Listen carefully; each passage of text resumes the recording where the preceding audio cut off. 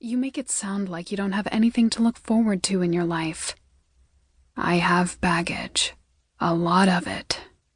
Maisie isn't baggage. I spoke softly, feeling like he was withdrawing from me. She's the best thing in my life. My life is hers now, totally and completely. I have nothing to offer a woman. You deserve to have a man who does, especially the first time. I frowned. So you've given up on ever finding love again? I could accept that I wasn't the woman for Dylan, even if I wanted to be, but I couldn't believe that someday there wouldn't be a woman that would make him and Maisie happy. I'd hate that woman even as I would be happy that he'd found love again. I've had step-parents.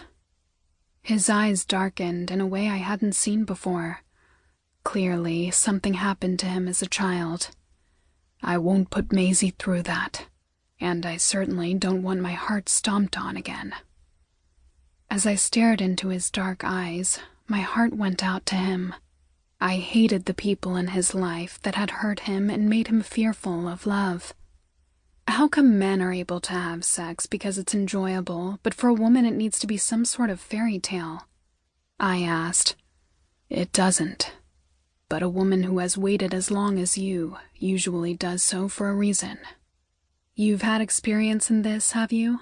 I should have just shut up and gone home. Pushing him wasn't going to change things, and in the end I'd be more embarrassed than I already was. He smiled sheepishly. Actually, no. But having gotten to know you over the last year, I can see you're not an impulsive woman. Everything you do is with a plan. Men, on the other hand, tend to be a slave to urges. It's like an itch. You don't think women have urges? I did. My entire body hummed with need for him to touch me. Yes, but they're also able to control them, as you clearly do.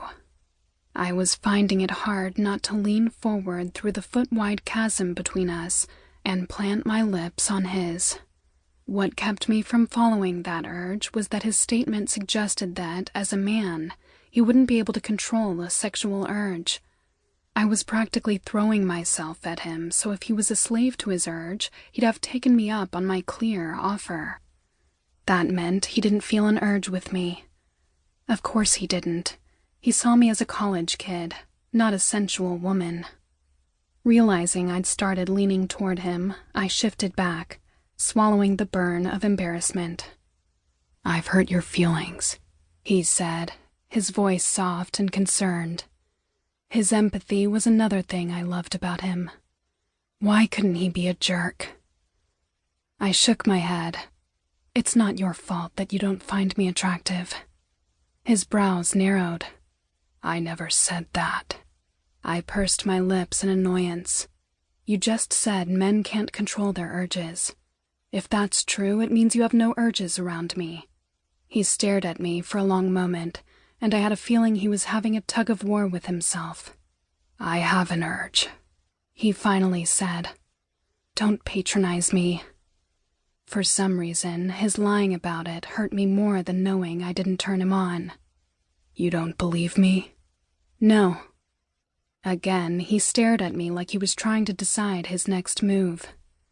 Finally, he took my hand and pressed it over his groin. My eyes widened as I felt the steel length of his arousal. I slid my fingers around it to gauge its girth. I ran them along the length. Like everything else about Dylan, it was impressive. He hissed a breath. See, urge. My gaze went to his eyes, which were now blazing. It made my body heat up to scorching. I felt like I'd die if he didn't touch me. I want to see you, I said, my words coming out breathless. Tessa. I squeezed his dick hard, making him gasp.